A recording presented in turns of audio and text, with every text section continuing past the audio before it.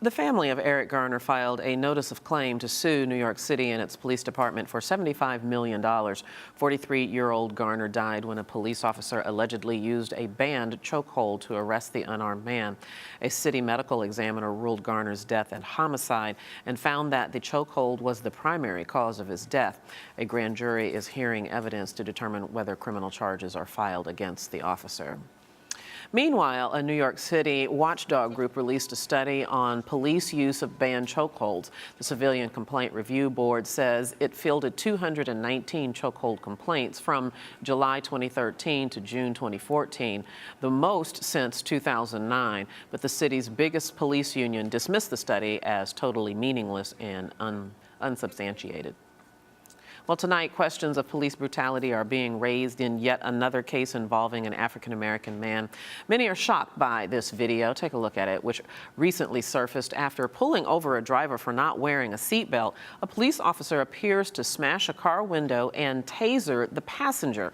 The family is now suing the city and local police for excessive use and unnecessary use of force. Our correspondent, Shahan Ramkissoon, is here with more on this story. Shahan? That's right, Debbie. This again leading to concerns about police using unnecessary excessive force. The incident happened in front of two children who were at the back seat. It was recorded by one of them. And before we play this clip, we must warn you that some viewers may find it disturbing.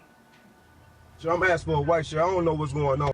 Police say they pulled out a firearm after the passenger reached down. The driver called 911, telling the operator she's afraid to get out. No, I'm not making it worse now. I'm scared for my life.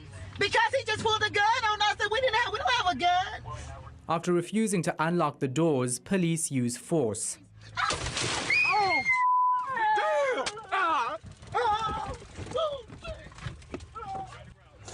Oh, no. The 7-year-old in the back seat is clearly traumatized. The family says they filed a lawsuit because this type of conduct should not be tolerated. It felt like my civil rights was just thrown out the window, along with my body. I tried to explain to the officer my first thing that I said to him: my kid's in the car, my mom is passing, can we please just make this as quick as possible? Here go our information, could we go to the hospital?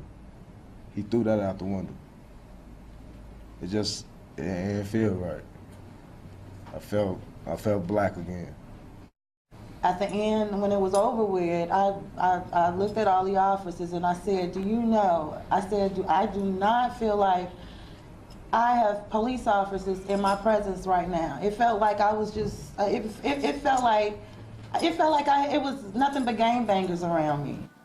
Now, both the police department and Hammond City are standing by the officers. They say police have a right to stop any vehicle and ask passengers to exit without having reasonable suspicion. It's just amazing. When you look at the video, it certainly tells a particular story. And of course, we never know what the whole story is unless you see what happens before the video. But getting back to the police, as you just reported, they're standing behind this police officer, but they did release a statement. What else did they say? Well, in that statement, they're even backed by the mayor of Hammond City, saying that the police officers followed procedure and protocol. They did nothing wrong. They felt the fact that the passenger did not want to open the door, did not roll down the window, and might have leaned in to get something, gave them every right to take the action that they did take. And of course, the mayor is saying, yeah, there might need to be discussion about how this was handled, but as far as he's concerned, legally, they did nothing wrong. And what's so disturbing, this is my own personal commentary about that, is that those children were in the back seat. And to hear that little 7-year-old girl's cry in distress is just absolutely heartbreaking.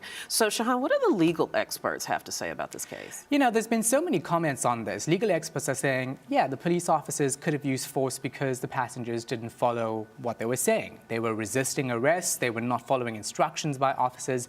And when an officer's life is in danger, if they feel that their life is in danger, they can use the necessary force, which is what they say they did here. So legally, the police officers might be on the right side of the law here, but some analysts are saying you need to use judgment. You had two kids in the back seat and they were injured because the glass broke, scraping them, they were bleeding. That common sense was not used there, some experts are saying, and that's how the family might be compensated in that regard. And here's my question, because it's not clear to me sort of it's which came first, the chicken or the egg. Is it that the police asked these two to get out of the car and they didn't because the police pulled their guns, or they didn't get out of the car so the police pulled their guns? Is that clear at all? Well, this is what happened. The police say that they saw the passenger reach down. They pulled out a firearm. And in that clip, you'll hear the driver saying, "I'm not getting out because the police officer pulled out a firearm. That wasn't necessary," she says. "I'm afraid to get off." And that was the reaction here.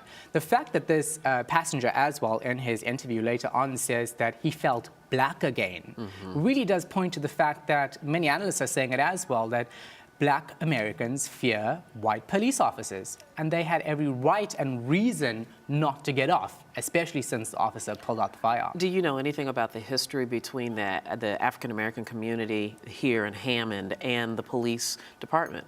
Well, you know, the mayor pointed out that there were 2 incidents prior to this where police officers were killed. He doesn't mention whether it was, you know, any different races involved, but he says because of these 2 previous incidents in the city, the officers had a right to do what they did. They want to avoid police being killed because they didn't take precaution in an instance like this. And clarify why the police were engaging with the passenger anyway. Usually, when a driver gets pulled over, the police are focusing their attention on the driver. Yeah.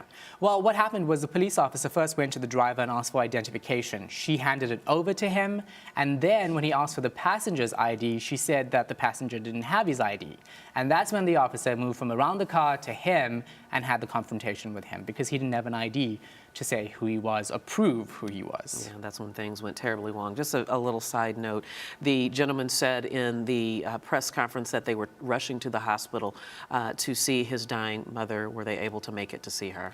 Well, they were arrested. They didn't make it to see her, but we're not too sure exactly whether or not she made it. All right, right. All right, monitor that. It's a fascinating story. Shahan Ramkissoon, thank you so much. Pleasure.